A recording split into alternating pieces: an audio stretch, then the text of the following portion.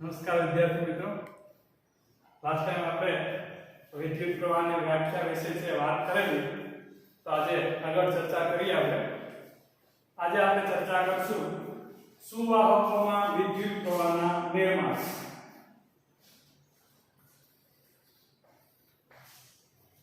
સુવાહકોમાં વિદ્યુત પ્રવાહનું નિર્માણ. તમે સૌ જાણતા હશો કે કોઈ પણ પદાર્થ છે એને આપણે વિદ્યુત ની દ્રષ્ટિએ ત્રણ પ્રકારમાં વર્ગીકૃત કરી શકીએ છીએ: સુવાહક, અવાહક અને અર્ધવાહક.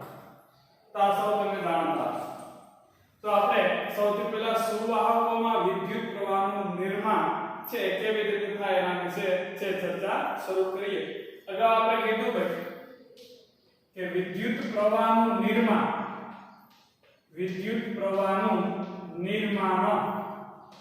કેવી રીતે થાય છે? તો કે વિદ્યુત ભારોની ગતિને કારણે વિદ્યુત પ્રવાહનું નિર્માણ થાય છે. અગાઉ આપણે વાત કરી કે જ્યારે વિદ્યુત પ્રવાહ છે એ ગતિમાં આવે ત્યારે તે વિદ્યુત પ્રવાહનું નિર્માણ કરે છે. એની વ્યાખ્યા વિશે પણ આપણે વાત કરી. ફરીથી કહી દઈએ કે જો t સમયમાં વાહકના આડછેદમાંથી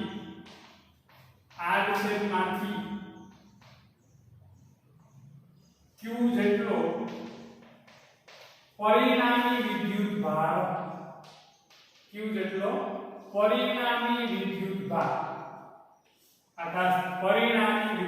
જો t સમયમાં વાહકના આડછેદમાંથી q જેટલો પરિણામી વિદ્યુત ભાર પસાર થતો હોય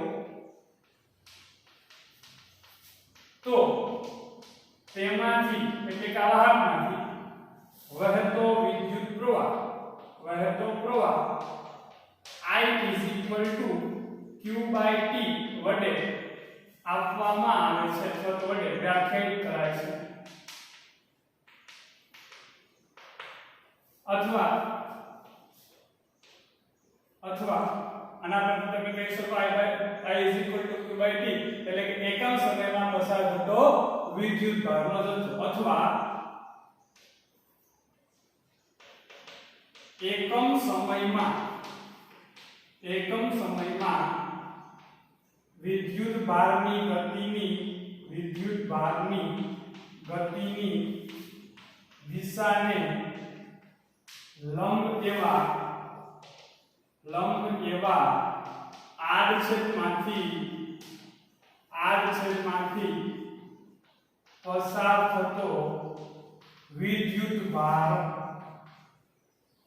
એકમ સમયમાં પસાર થતો વિદ્યુત ભારનો જથ્થો એટલે તે વાહકમાંથી પસાર થતો વિદ્યુત પ્રવાહ, જેનો SI એકમ શું થશે? કુલમ્બ પર સેકન્ડ, એટલે કે જેને કહેવામાં આવે છે એમ્પિયર. આ ચર્ચાઓ અગાઉ આપણે કરી હતી. આજની ચર્ચામાં આપણે સુવાહકોમાં વિદ્યુત પ્રવાહનું નિર્માણ કેવી રીતે થાય તેના વિશે ચર્ચા કરવી છે. તો અગાઉ તમે કીધું કે વિદ્યુત પ્રવાહનું નિર્માણ છે કોને કારણે થાય? તો કે વિદ્યુત ભારોની ગતિને કારણે. હવે તમે મને કહો, વિદ્યુત ભારની ગતિ પછી આપણે કરાવી. કોઈ પણ પદાર્થ ગમે તે પદાર્થ એને ગતિમાં લાવવો હોય તો શું કરવું પડે? કોઈ પણ પદાર્થને ગતિમાં લાવવા માટે શું કરશું આપણે? તો તમે જાણો છો એ મુજબ કે કોઈ પણ પદાર્થ છે એને જો તમારે ગતિમાં લાવવો હોય તો એના પર પરિણામી બળ છે લાગવું જરૂરી છે. તેના પર પરિણામી બળ આપણે લગાડવું પડશે તો જ પદાર્થ શું આવશે? ગતિમાં આવશે. ઓટોમેટિક તો ગતિમાં આવી જશે નહીં. તો એવી રીતે આ વિદ્યુત ભાર છે એને આપણે ગતિમાં લાવો. વિદ્યુત ભાર એ શું છે ભાઈ? અગાઉ જેમ કીધું હતું કે એવો મૂળભૂત આંતરિક ગુણધર્મ કે જેને કારણે કોઈ પદાર્થ અથવા કણ વિદ્યુત બળ અનુભવે છે. તો વિદ્યુત ભારને ગતિમાં લાવવો એટલે શું? કાં તો કોઈ પદાર્થ કે જે ચોખ્ખો પરિણામી વિદ્યુત ભાર ધરાવે છે એ પદાર્થને ગતિમાં લાવો, અથવા તો વિદ્યુત ભાર કણો જે અગાઉ આપણે કીધું હતું ઇલેક્ટ્રોન, પ્રોટોન, આને તમે ગતિમાં લાવો એટલે કોની ગતિ કહેવાશે? વિદ્યુત ભારની ગતિ કહેવાશે. યસ. તો વિદ્યુત ભારની ગતિ કરાવી છે તો તેના પર આપણે બળ લગાડવું પડશે. ખ્યાલ આવે છે? તો આ બળ કેવી રીતે હવે આપણે એના પર લગાવશું એના વિશે વાત કરીએ. આપણે સુવાહકમાં વિદ્યુત પ્રવાહનું નિર્માણ છે એ પ્રોસેસ છે સમજવાની છે. તેના માટે આપણે એક સુવાહક વિચારી લઈએ, ઘન સુવાહક. ધારો કે વાહક પદાર્થનું ચોસલું પણ વિચારી શકો. નળાકાર ધારો કે નળાકાર વાહક તાર. આકારનું કોઈ મહત્વ નથી, ગમે તેવો આકારનો તમે વાહક પદાર્થ છે વિચારી શકો છો. આ એક ઘન વાહક પદાર્થ છે, એક નળાકાર તાર છે, ઘન વાહક પદાર્થ. તો ઘન છે, અંદરથી પોલો નથી, પોલો પાઇપ નથી, ઘન વાહક તાર છે, નળાકાર આકારનો એક વાહક તાર. એમાં વિદ્યુત પ્રવાહનું નિર્માણ કેવી રીતે થાય તેની આપણે સમજ છે મેળવવાની છે. તો તમે સૌ જાણો છો એ રીતે કોઈ પણ પદાર્થ એના ઘટક કણો એટલે કે એના અણુ પરમાણુ આયનોથી બનેલો છે. ઘન પદાર્થની અંદર વાત કરીએ તો તમે સૌ જાણો છો તે રીતે ઘન પદાર્થમાં એના ઘટક કણો છે એના અણુ પરમાણુ કે આયન એ તેના ચોક્કસ સ્થાન ઉપર ગોઠવાયેલા છે, એટલે કે એના લેન્ડિસ બિંદુઓ પર એના બંધારણ મુજબ એના ઘટક કણો ગોઠવાયેલા છે.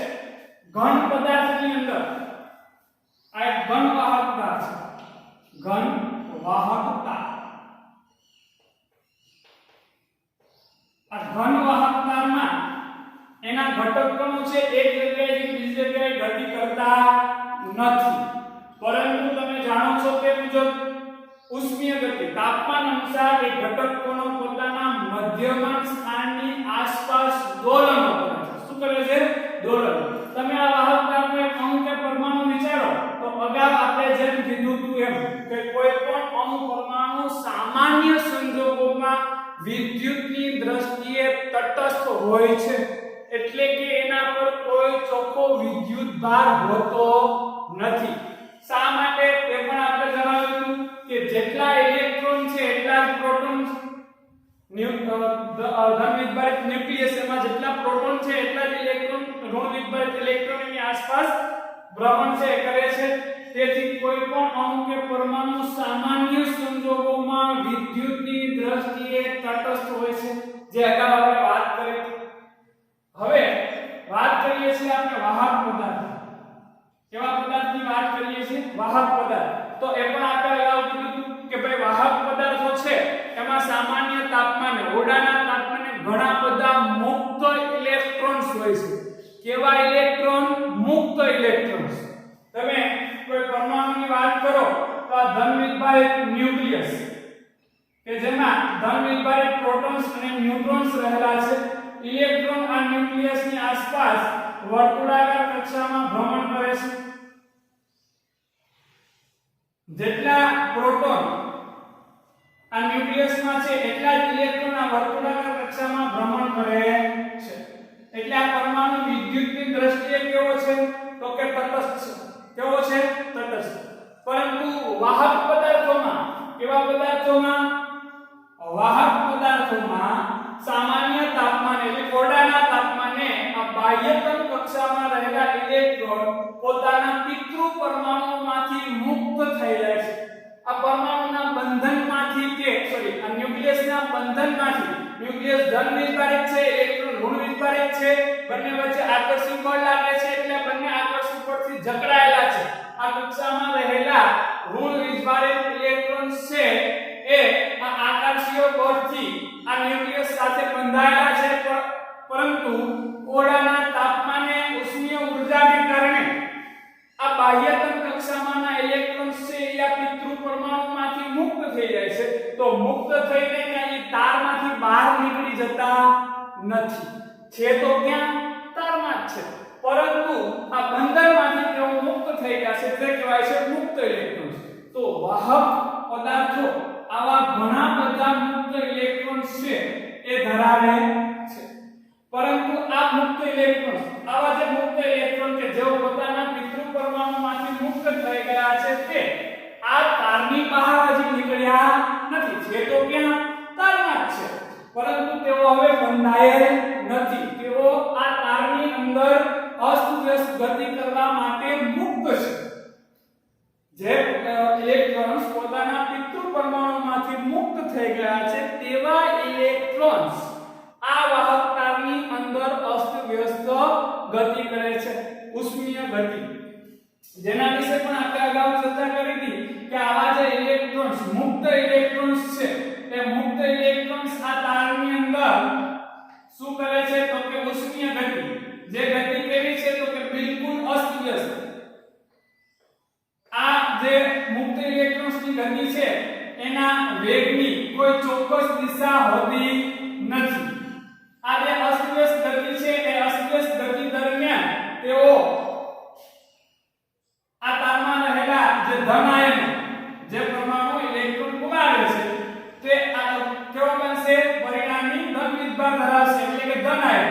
આ જે ઇલેક્ટ્રોન્સ છે એ આ ધન આયનો સાથે આવી ગતિ દરમિયાન અથડામણ પણ અનુભવશે. અથડામણ પછી એના કોઈ વેગની ચોક્કસ દિશા હોતી નથી. તો આ જે મુક્ત ઇલેક્ટ્રોન્સ આ તારની અંદર બિલકુલ અસ્તવ્યસ્ત ગતિ કરે છે, ઉષ્મીય ગતિ, તેના કારણે તેના કોઈ પણ આડછેદમાંથી આપેલ સમયમાં પરિણામી કોઈ જ વિદ્યુતભાર પસાર થતો નથી. આ ઉષ્મીય ગતિને કારણે આ વાહકના કોઈ પણ આડછેદમાંથી પરિણામી વિદ્યુતભાર પસાર થતો નથી. જેટલા સમયમાં જેટલા ઇલેક્ટ્રોન કોઈ એક દિશામાં પસાર થાય છે તેટલા સમયમાં તેટલા જ ઇલેક્ટ્રોન એના કરતા વિરુદ્ધ દિશામાં પસાર થતા હોય છે સરેરાશ રીતે. તેથી તેમાં પરિણામી વિદ્યુતભાર પસાર થતો નથી, એટલે કે આ વાહકમાં અત્યારે વિદ્યુત પ્રવાહ વહેતો નથી. હવે વિદ્યુત પ્રવાહનું નિર્માણ કેવી રીતે કરવું, આમાંથી વિદ્યુત પ્રવાહ કેવી રીતે મેળવવો, તો એના માટે મેં હમણાં કીધું વિદ્યુત પ્રવાહનું નિર્માણ તો કે વિદ્યુત ભારોની ગતિ, પણ મેં અગાઉ પણ સમજાવ્યું હતું કે ઉષ્મીય ગતિને કારણે કોઈ વિદ્યુત પ્રવાહ રચાતો નથી. કારણ કે આ ઉષ્મીય ગતિમાં શું થાય છે તો કે વાહકના આડછેદમાંથી કોઈ પરિણામી વિદ્યુતભાર પસાર થતો નથી. હવે આપણે વિદ્યુતભારો છે એને કોઈ ચોક્કસ દિશામાં ગતિ કરાવી તો શું કરવું પડશે, એના પર બળ લગાવવું પડશે. શું કરવું પડશે, બળ લગાવવું. તો શું આમ હાથેથી આમ ધક્કો મારીને બળ લગાડી શકશો આપણે ઇલેક્ટ્રોનને? આ તારની અંદર જે ઇલેક્ટ્રોન છે તેના પર આમ હાથેથી અથવા તો કોઈ પદાર્થ દ્વારા આપણે ધક્કો લગાડીને બળ લગાડી શકશું? તો કે ના ભાઈ, ધક્કો લગાવશો તો શું થશે, આખો તારને બી ગતિ કરશે. આખો તારને તમે એક જગ્યાએથી બીજી જગ્યાએ મૂકી શકશો તો અંદર રહેલા ઇલેક્ટ્રોનની ગતિમાં આનાથી કાંઈ ફેર પડવાનો નથી. બરાબર છે? તો હવે તારની અંદર રહેલા જે ઇલેક્ટ્રોન્સ છે એના પર કેમ બળ લાગશે ભાઈ? તો અગાઉ આપણે કીધું કે ઇલેક્ટ્રોન છે વીજભારિત કણ છે. ઇલેક્ટ્રોન છે એ કેવો કણ છે, વીજભારિત. તો વીજભારિત કણ કોને કારણે બળ અનુભવશે તો કે વિદ્યુત ક્ષેત્રને કારણે. કોને લીધે બળ એના પર લાગશે, વિદ્યુત ક્ષેત્રને કારણે. જેમ કોઈ ચુંબકીય પદાર્થ છે એ ચુંબકીય ક્ષેત્ર વડે બળ અનુભવે છે, દળધારિત પદાર્થ ગુરુત્વાકર્ષણ બળ અનુભવે છે, એવી રીતે વીજભારિત કણ છે એ વિદ્યુત ક્ષેત્રને કારણે બળ છે અનુભવે છે. ચુંબકીય પદાર્થ તો કે ચુંબકીય ક્ષેત્રમાં બળ અનુભવે, દળધારિત પદાર્થ તો કે ગુરુત્વ ક્ષેત્રમાં બળ અનુભવે. એવી રીતે આ વીજભારિત કણ છે વિદ્યુત ક્ષેત્રને લીધે બળ અનુભવે છે. તો આ તારની અંદર જે મુક્ત ઇલેક્ટ્રોન્સ છે જે ઉષ્મીય ગતિ કરે છે એનાથી તો કોઈ પ્રવાહ રચાતો નથી. તો હવે તમારે એને કોઈ ચોક્કસ દિશામાં ગતિ કરાવવી છે તો તમારે એના પર ચોક્કસ દિશામાં બળ લગાડવું પડશે. આવું બળ કાંઈ હાથથી તો લગાડી નથી શકતું એ ઇલેક્ટ્રોન્સ, તારની અંદર રહેલા ઇલેક્ટ્રોન્સ પર. તો શું કરશું આપણે, વિદ્યુત ક્ષેત્ર આપવું પડશે. શું આપવું પડશે, વિદ્યુત ક્ષેત્ર. વિદ્યુત ક્ષેત્ર છે એના વડે આ ઇલેક્ટ્રોન્સ છે એ બળ અનુભવશે, કેમ કે ઇલેક્ટ્રોન છે વીજભારિત કણ છે. તો અગાઉ કીધું હતું દરેક વીજભારિત કણ છે વિદ્યુત ક્ષેત્ર વડે બળ અનુભવે છે. તો આપણે કામ કરીએ. ફોર એક્ઝામ્પલ આપણે બે અવાહક તક્તિઓ વિચારીએ. બે અવાહક તક્તિઓ, આ એક અવાહક તક્તિ, આ બીજી અવાહક તક્તિ. એક તક્તિ છે એના પર ધારો કે ચોખ્ખો ધન વીજભાર છે. એક તક્તિ છે એના પર ધારો કે ચોખ્ખો ધન વીજભાર છે અને બીજી તક્તિ છે એના પર ચોખ્ખો ઋણ વીજભાર છે. એક તક્તિ પર ચોખ્ખો ધન વીજભાર છે, બીજી તક્તિ પર ચોખ્ખો ઋણ વીજભાર છે. આવી બે અવાહક તક્તિઓ છે આપણી પાસે. એક તક્તિને તમે આ વાહકના કોઈ એક છેડા A સાથે જોડો અને બીજી તક્તિને આ વાહક તારના બીજા છેડા B સાથે જોડો. ધારો કે આપણે એક તક્તિ તકતી છે ધન વીજભારિત તકતી અને એ છેડા સાથે જોડીએ છીએ. ધન વીજભારિત તકતીને આપણે વાહકના છેડા એ સાથે જોડી અને ઋણ વીજભારિત તકતી છે એને આપણે વાહકના બી છેડા સાથે જોડીએ છીએ. આમ કરવાથી શું થશે? એક છેડા સાથે આપણે ધન વીજભારિત તકતી જોડી, બી છેડા સાથે આપણે ઋણ વીજભારિત તકતી જોડી. આમ કરવાથી શું થશે? તો કે આમ કરવાથી વાહકમાં ધન થી ઋણ તરફનું વિદ્યુત ક્ષેત્ર પ્રસ્થાપિત થશે. એટલે કે A થી B તરફનું ધન વીજભારિત તકતી થી ઋણ વીજભારિત તકતી તરફનું વિદ્યુત ક્ષેત્ર છે આ વાહકમાં પ્રસ્થાપિત થશે. A થી B તરફનું વિદ્યુત ક્ષેત્ર ઇલેક્ટ્રિક ફીલ્ડ, વિદ્યુત ક્ષેત્ર એટલે ઇલેક્ટ્રિક ફીલ્ડ પ્રસ્થાપિત થશે A થી B તરફનું. જેવું આ વિદ્યુત ક્ષેત્ર પ્રસ્થાપિત થયું એટલે અંદર વાહકતાની અંદર જે વીજભારિત કણો છે એ વીજભારિત કણો ઉપર આ વિદ્યુત ક્ષેત્ર શું કરશે? બળ લગાડશે. વીજભારિત કણો પર વિદ્યુત ક્ષેત્ર બળ લગાડશે. એટલે અંદર તારની અંદર વીજભારિત કણો કોણ છે? તો એક તો મુક્ત ઇલેક્ટ્રોન્સ અને ધન આયન. જે પરમાણુઓ ઇલેક્ટ્રોન ગુમાવી દીધા છે તે પરમાણુ હવે ચોખ્ખો ધન વીજભાર ધરાવે છે એટલે કે ધન આયન છે. તો હવે આ તારની અંદર વીજભારિત કણો તરીકે કોણ? ઋણ ઇલેક્ટ્રોન મુક્ત ઇલેક્ટ્રોન્સ કે જે ઋણ વીજભારિત છે અને ધન આયનો કે જેમને ઇલેક્ટ્રોન્સ ગુમાવેલા છે એવા ધન આયનો આ બે વીજભારિત કણો છે તેમના પર આ વિદ્યુત ક્ષેત્ર બળ લગાડશે. ઋણ વીજભારિત ઇલેક્ટ્રોન્સ છે એના પર કઈ બાજુ બળ લાગશે? તો કે ધન વીજભારિત તકતી તરફ એટલે કે વિદ્યુત ક્ષેત્રની વિરુદ્ધ દિશામાં. અને ધન વીજભારિત આયનો છે, ધન વીજભારિત આયનો એના પર કઈ બાજુ બળ લાગશે? તો કે ઋણ વીજભારિત તકતી તરફ એટલે કે વિદ્યુત ક્ષેત્રની દિશામાં. તો ઋણ વીજભારિત ઇલેક્ટ્રોન્સ એના પર વિદ્યુત ક્ષેત્રની વિરુદ્ધ દિશામાં બળ લાગશે. ધન વીજભારિત આયનો જેના પર વિદ્યુત ક્ષેત્રની દિશામાં બળ લાગશે. પરંતુ આપણે જાણીએ છીએ તેમ આ શું છે? કેવો પદાર્થ છે? તો કે ઘન પદાર્થ. કેવો પદાર્થ છે? ઘન. ઘન પ્રવાહી અને વાયુ એમાં ઘન વાહકતા છે. કેવો છે? ઘન વાહકતા.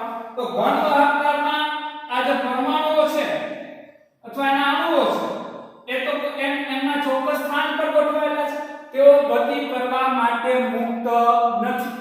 ઘન પદાર્થની અંદર એના પરમાણુઓ છે અથવા અણુઓ છે અથવા આ ધન આયનો છે તે એક જગ્યાએથી બીજી જગ્યાએ ગતિ કરવા માટે મુક્ત નથી. તે તેમના ચોક્કસ સ્થાન પર ગોઠવાયેલા છે. તેઓ માત્ર પોતાના મધ્યમાન સ્થાનની આસપાસ દોલનો કરતા હોય છે. તો વિદ્યુત ક્ષેત્ર આપણે એપ્લાય કર્યું એને લીધે આ ધન આયનો ગતિ કરવાના નથી કારણ કે તેઓ આ ઘન પદાર્થની અંદર ગતિ કરવા માટે મુક્ત નથી. તો ધન આયનોની ગતિ નથી થવાની. હવે વીજભારિત કણ બીજું કોણ? તો કે મુક્ત ઇલેક્ટ્રોન. મુક્ત ઇલેક્ટ્રોન છે તો તમે જાણો છો મુક્ત ગતિ કરવા માટે કેવા છે? આ વાહકતાની અંદર મુક્ત છે. વિદ્યુત ક્ષેત્ર નહોતું એપ્લાય કર્યું, લાગુ નહોતું પાડ્યું ત્યારે તેઓ ગતિ કરતા જ હતા પરંતુ ત્યારે કેવી ગતિ હતી? એની બિલકુલ અસ્તવ્યસ્ત ગતિ હતી. હવે આપણે વિદ્યુત ક્ષેત્ર લાગુ પાડ્યું છે કઈ રીતે? તો કે એક છેડા પર આપણે ધન વીજભારિત તકતી જોડી છે અને બીજા છેડા પર ઋણ વીજભારિત તકતી જોડીને A થી B તરફનું વિદ્યુત ક્ષેત્ર આ વાહકતામાં પ્રસ્થાપિત થયું. એટલે હવે આ જે મુક્ત ઇલેક્ટ્રોન અસ્તવ્યસ્ત ગતિ જે અગાઉ કરતા હતા વિદ્યુત ક્ષેત્ર લાગુ નહોતું પાડ્યું ત્યારે જે અસ્તવ્યસ્ત ગતિ કરતા હતા એ હવે અસ્તવ્યસ્ત ગતિ નહીં કરે કારણ કે હવે એમના પર ચોક્કસ દિશામાં બળ લાગશે. કઈ દિશામાં બળ લાગશે? વિદ્યુત ક્ષેત્રની વિરુદ્ધ દિશામાં. એટલે કે આ મુક્ત ઇલેક્ટ્રોન્સ કે જે ઋણ વીજભારિત છે તેવા ધન વીજભારિત તકતી તરફ ગતિ કરશે એટલે કે વિદ્યુત ક્ષેત્રની વિરુદ્ધ દિશામાં ગતિ કરશે. તો હવે આ જે મુક્ત ઇલેક્ટ્રોન કે જે અસ્તવ્યસ્ત દિશામાં ગતિ કરતા હતા તેઓ હવે કઈ બાજુ ગતિ કરવા લાગશે? તો કે વિદ્યુત ક્ષેત્રની વિરુદ્ધ દિશામાં ગતિ કરવા લાગશે. આ ગતિ દરમિયાન પણ તેઓ ધન આયનો સાથે અથડામણ અનુભવશે. એ પછી ચર્ચા કરીશું. અત્યારે જે અગાઉ અસ્તવ્યસ્ત ગતિ કરતા હતા એ અસ્તવ્યસ્ત ગતિ હવે નથી કરતા અને ચોક્કસ દિશામાં ગતિ કરશે. તેથી આ આડછેદમાંથી પસાર થતો પરિણામી વિદ્યુતભાર હવે અશૂન્ય બનશે. કેવો બનશે? શૂન્ય નહીં રહે. હવે કેવો રહેશે? અશૂન્ય થશે. એટલે કે આ આડછેદમાંથી આ વિદ્યુતભાર પસાર થશે એટલે કે આ વાહક તારમાં હવે વિદ્યુત પ્રવાહ વહેશે. તો આવી રીતે ઘન વાહક પદાર્થની અંદર વિદ્યુત પ્રવાહનું નિર્માણ થશે. ખ્યાલ આવ્યો? તો હવે વાત કરીએ કે જે હવે આ ઇલેક્ટ્રોન છે એના પર એક ચોક્કસ દિશામાં બળ લાગશે એટલે ચોક્કસ દિશામાં ગતિ કરશે એટલે આ છેદમાંથી પસાર થતો પરિણામી વિદ્યુતભાર અશૂન્ય બનશે. એટલે કે આ વાહકતારમાં વિદ્યુત પ્રવાહનું નિર્માણ થશે. વિદ્યુત પ્રવાહ વાહકતામાંથી વહેશે. હવે જેમ જેમ આ ઇલેક્ટ્રોન એ છેડા પર આવતો જશે એમ એમ એના પરનો પરિણામી ધન વીજભાર શું થતો જશે? ઓછો થતો જશે. હા કે ના? ઋણ વીજભાર જેમ આના પર આવતો જશે એમ આના પરનો પરિણામી વીજભાર ઓછો થશે. એટલે કે આ જે ઇલેક્ટ્રોન્સ ગતિ કરી અને એ છેડા પર રહેલી ધન વીજભારિત તક્તિ છે એ ધન વીજભારને ધીમે ધીમે તટસ્થ કરશે, ઓછો કરશે. એટલે જેમ જેમ આના પરનો ધન વીજભાર ઘટશે એમ એમ આ બાહ્ય વિદ્યુત ક્ષેત્ર કેવું થશે? તો કે નબળું પડશે. જેમ જેમ આ તક્તિ પરનો વિદ્યુતભાર પરિણામી વિદ્યુતભાર ઘટશે એમ એમ બાહ્ય વિદ્યુત ક્ષેત્ર નબળું પડશે. બાહ્ય વિદ્યુત ક્ષેત્ર નબળું પડશે એટલે ઇલેક્ટ્રોન પરનું બળ ઘટશે. ઇલેક્ટ્રોન પરનું બાહ્ય બળ ઘટશે. બળ ઘટશે એટલે એની ગતિ ઘટશે. ગતિ ઘટશે એટલે વિદ્યુત પ્રવાહ ઘટશે. આપેલ સમયમાં આ આડછેદમાંથી પસાર થતો પરિણામી વિદ્યુતભારનો જથ્થો ઘટશે. ગતિ ઘટશે, ગતિમાં ઘટાડો થશે એટલે આ આડછેદમાંથી આપેલ સમયમાં પસાર થતા પરિણામી વિદ્યુતભારનો જથ્થો ઘટશે એટલે કે વિદ્યુત પ્રવાહ ઘટશે. તો અહીં તમને સ્થાયી પ્રવાહ મળતો નથી. અહીં તમને કેવો પ્રવાહ મળશે? અસ્થાયી. કારણ કે મેં હમણાં જ તમને સમજાવ્યું કે અહીંયા વિદ્યુત પ્રવાહનું મૂલ્ય અચળ જળવાશે નહીં. પ્રવાહનું મૂલ્ય સમય સાથે ઘટશે અને જ્યારે તક્તિ તટસ્થ થઈ જશે તો વિદ્યુત પ્રવાહ શૂન્ય બની જશે. ખ્યાલ આવે છે? કેવી રીતે? ફરીથી કહું છું. જો જેમ જેમ આ ઇલેક્ટ્રોન્સ ગતિ કરીને તક્તિ એ છેડા પર જમા થશે એટલે એ છેડા પરની જે ધન વીજભારિત તક્તિ છે એના પરનો પરિણામી ધન વીજભાર ઘટશે. પરિણામી ધન વીજભાર ઘટશે એટલે બાહ્ય વિદ્યુત ક્ષેત્ર ઘટશે. બાહ્ય વિદ્યુત ક્ષેત્ર ઘટશે એટલે ઇલેક્ટ્રોન પરનું બાહ્ય બળ ઘટશે.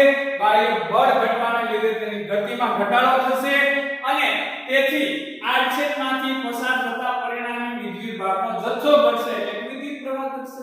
એટલે કે સ્થાયી પ્રવાહ મળતો નથી. પરંતુ આના ઉલટું જો હવે સમજો કે આના પર જેટલો ઋણ વીજભાર જમા થાય એટલો સામે ધન વીજભાર પણ જમા થતો નથી. મતલબ કે આના પરનો વીજભાર ઘટવા ન દે એવી કંઈક પ્રણાલી ગોઠવવામાં આવે કે એ છેડા પરનો પરિણામી ધન વીજભાર છે એને ઘટવા ન દે આવી કંઈક પ્રણાલી ગોઠવવામાં આવે તો તમને શું મળી શકે? તો તમને સ્થાયી પ્રવાહ છે એ મળી શકે. આવી સિસ્ટમ થી એક છેડા પર ધન વીજભારિત તક્તિ અને એક છેડા પર ઋણ વીજભારિત તક્તિ જોડી દો તો વાહકમાં પ્રવાહ રચાશે પરંતુ તે સ્થાયી હશે નહીં. એ અસ્થાયી હશે. આવો પ્રવાહ તમને સતત મળશે નહીં. સતત પ્રવાહ મળશે નહીં. સતત પ્રવાહ મળશે નહીં. પરંતુ જો આ એક છેડા પર જેટલો ઋણ વીજભાર જમા થાય છે જેટલા ઇલેક્ટ્રોન આવે એટલો સામો ધન વીજભાર આવે એટલે કે ટૂંકમાં કહેવાનો મતલબ કે એ છેડો છે એના પરનો પરિણામી ધન વીજભાર ન ઘટે એવી કંઈક પ્રણાલી ઊભી કરવામાં આવે, એવી કંઈક સિસ્ટમ ગોઠવવામાં આવે તો તમને કેવો મળશે? પ્રવાહ સ્થાયી પ્રવાહ મળશે. પ્રવાહ સતત છે, ચાલુ રહેશે. આમાં પ્રવાહ સતત ચાલુ રહેશે નહીં. અમુક સમય બાદ પ્રવાહ ઘટીને શૂન્ય થશે. તો આવો સ્થાયી પ્રવાહ માટે વિદ્યુત કોષ અથવા તો બેટરી છે એનો તમે ઉપયોગ કરી શકો છો. જો આ વાહક છેડો આ વાહકતા છે બીજી આકૃતિ આપણે જોઈ લઈએ.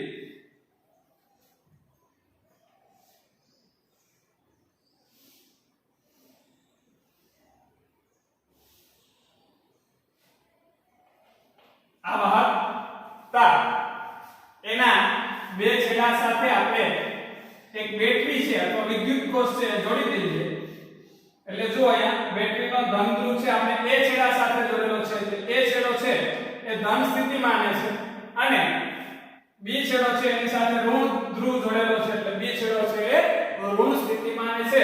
એ વાહક તારમાં શું થશે વિદ્યુત ક્ષેત્ર કઈ દિશાનું હશે a થી b તરફનું એટલે ઇલેક્ટ્રોનની ગતિની દિશા કઈ થશે ઇલેક્ટ્રોનની ગતિની દિશા કઈ થશે તો કે બાહ્ય વિદ્યુત ક્ષેત્ર કરતા વિરુદ્ધ દિશામાં ઇલેક્ટ્રોનની ગતિની દિશા કઈ થશે બાહ્ય વિદ્યુત ક્ષેત્રથી વિરુદ્ધ દિશામાં ઇલેક્ટ્રોન ગતિ કરે અને આ વાહક તારમાં વિદ્યુત પ્રવાહનું નિર્માણ કરશે બીજી એક અગત્યની બાબત કે વિદ્યુત પ્રવાહની દિશા તો કે રૈવાજિક પ્રવાહની દિશા રૈવાજિક પ્રવાહની દિશા ધન વિદ્યુત ભારની ગતિની દિશામાં લેવામાં આવે છે ધન વિદ્યુત ભારની ગતિની દિશામાં લેવામાં આવે છે કેવો પ્રવાહ રૈવાજિક રીતે વિદ્યુત પ્રવાહની દિશા છે એ ધન વિદ્યુત ભારની ગતિની દિશામાં લેવાય છે તો તમે કહેશો કે આ ધન વિદ્યુત ભાર તો ગતિ જ નથી કરતો ધન વિદ્યુત ભાર છે આ ઘન વાહક પદાર્થ છે ઘન વાહક પદાર્થ એની અંદર આ ધન આયનો છે ધન વિદ્યુત કોણ ધન આયનો છે એ તો ગતિ કરવા માટે મુક્ત જ નથી ગતિ તો કોણ મળે છે ભાઈ તો કે મુક્ત ઇલેક્ટ્રોન્સ કે જેવો તો ઋણ વીજભારિત છે તો રૈવાજિક પ્રવાહની દિશા તો ધન વીજભારની ગતિની દિશામાં લેવાય છે તો અહીંયા મુક્ત ઇલેક્ટ્રોન્સ કઈ બાજુ ગતિ કરે છે તો b થી a તરફ અથવા તો વિદ્યુત બાહ્ય વિદ્યુત ક્ષેત્રની વિરુદ્ધ દિશામાં તો તમે જો ધન વીજભારિત કણો જો મુક્ત હોય ગતિ કરવા માટે મુક્ત હોય તો એની ગતિ કઈ બાજુ થાય a થી b તરફ અથવા વિદ્યુત ક્ષેત્રની દિશામાં તો આ બાબતને બીજી રીતે કહું તો ઋણ વીજભારિતની ગતિ હોય એના કરતા વિરુદ્ધ દિશામાં રૈવાજિક પ્રવાહની દિશા ધન વીજભારની ગતિની દિશામાં હવે ધન વીજભાર તો ગતિ જ નથી કરતો તો કાઈ વાંધો નહીં ઋણ વીજભાર ગતિ કરે છે એને કારણે પ્રવાહનું નિર્માણ થાય છે તો એની દિશા કઈ ઋણ વીજભારની ગતિની દિશામાં નહીં ઋણ વીજભાર કરતા વિરુદ્ધ દિશામાં બીજી રીતે ઋણ વિદ્યુતભાર ની ગતિ ની વિરુદ્ધ દિશામાં એટલે કે ઇલેક્ટ્રોન છે ઋણ વિદ્યુતભારિત છે તો અહીંયા રૈવાજિક વિદ્યુત પ્રવાહની દિશા I ની દિશા વિદ્યુત પ્રવાહની દિશા આપણે રૈવાજિક રીતે કઈ કરવાના છીએ ઇલેક્ટ્રોનની ગતિની દિશા કરતા વિરુદ્ધ દિશા કારણ કે ઇલેક્ટ્રોન ઋણ વિદ્યુતભારિત છે પ્રવાહની દિશા કઈ ધન વિદ્યુતભારની ગતિની દિશામાં લેવાય છે તો ઇલેક્ટ્રોન ઋણ વિદ્યુતભાર છે તેથી તેની ગતિની દિશા હોય એના કરતા વિરુદ્ધ દિશામાં રૈવાજિક પ્રવાહની દિશા લેવામાં આવે છે તો આ વાત કરી આપણે ઘન સુવાહકો વિદ્યુત પ્રવાહના નિર્માણ વિશે હવે એવું તો જરૂરી નથી કે જ્યાં વિદ્યુત પ્રવાહનું નિર્માણ થાય એ ઘન પદાર્થોમાં થાય પ્રવાહીમાં વાયુમાં ન થાય તો કે એવું નથી ભાઈ દાખલા તરીકે બેટરીનું વિદ્યુત કોષનું વિદ્યુત દ્રાવણ હોય વિદ્યુત વિભાજ્ય દ્રાવણ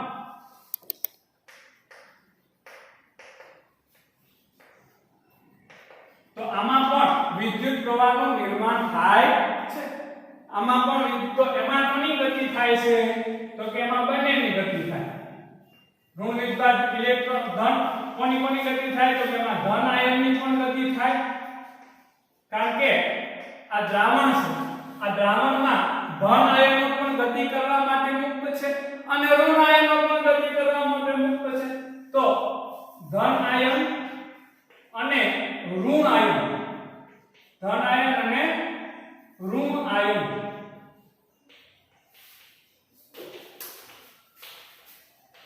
પરસ્પર વિરુદ્ધ દિશામાં ગતિ થશે પરસ્પર વિરુદ્ધ દિશામાં ગતિ વિરુદ્ધ દિશામાં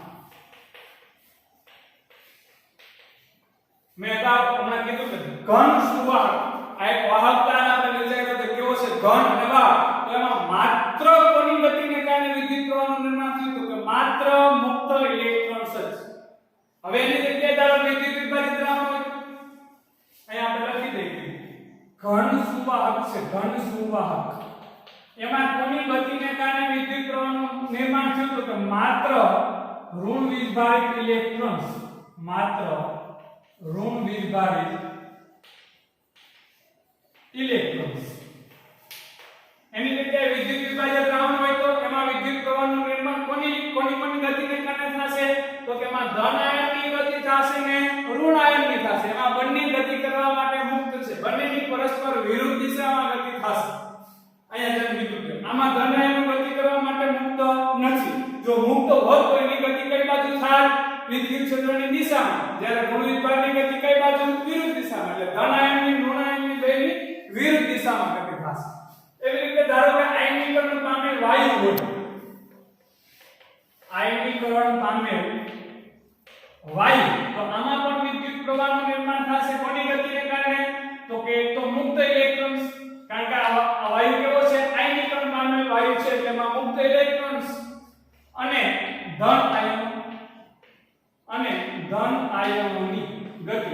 આને કારણે આ બંનેની ગતિ થશે. વાયુ છે તેમાં મુક્ત આયનીકરણ પામેલ વાયુ એટલે કેવો વાયુ કે જેમાં વાયુના અણુઓ અથવા પરમાણુઓ ઇલેક્ટ્રોન ગુમાવેલ છે. મુક્ત એમાંથી પિતૃ પરમાણુમાંથી ઇલેક્ટ્રોન છૂટો પડી ગયેલ છે. જે અગાઉ કીધું ઈ મુક્ત ઇલેક્ટ્રોન અને જે પરમાણુ અથવા અણુએ ઇલેક્ટ્રોન ગુમાવેલ છે તે ધન આયન. આ બંને ગતિ કરશે. વાયુ છે એમાં ધન આયનો કોઈ ચોક્કસ બિંદુએ ગોઠવાયેલા નથી. એમાં બંને ગતિ કરી શકશે. તો એ બંને ગતિને કારણે વિદ્યુત પ્રવાહનું નિર્માણ થશે. એવી રીતે સેમિકન્ડક્ટર અર્ધવાહકો કે જેના વિશે આપણું ચેપ્ટર તમે ભણવાના છો કે અર્ધવાહક છે તો આમાં કોની ગતિને કારણે વિદ્યુત પ્રવાહનું નિર્માણ થશે? તો કે એક તો ઋણ વિભાજિત ઇલેક્ટ્રોન્સ અને હોલ્સ. ઇલેક્ટ્રોન અને હોલ આ બંનેની ગતિને કારણે સેમિકન્ડક્ટર અર્ધવાહકમાં વિદ્યુત પ્રવાહનું નિર્માણ થશે. તો સૌથી પહેલા આપણે વાત કરી ઘન સુવાહકમાં વિદ્યુત પ્રવાહનું નિર્માણ કેવી રીતે થાય છે, કોની ગતિને કારણે થાય છે. ત્યારબાદ આ બધેમાં મેં તમને કીધું ઘન સુવાહક છે તો માત્ર ઋણ વિભાજિત ઇલેક્ટ્રોનની ગતિને કારણે પ્રવાહનું નિર્માણ થશે. વિદ્યુત વિભાજક દ્રાવણ છે તેમાં ધન આયન અને ઋણ આયન બંને ગતિ કરીને પ્રવાહનું નિર્માણ કરશે. આયનીકરણ પામેલ વાયુ છે તેમાં મુક્ત ઇલેક્ટ્રોન્સ અને ધન આયન બંનેની ગતિને કારણે પ્રવાહનું નિર્માણ થશે. અને જો અર્ધવાહક છે તો એમાં ઇલેક્ટ્રોન અને હોલ બંનેની ગતિને કારણે વિદ્યુત પ્રવાહનું નિર્માણ થશે.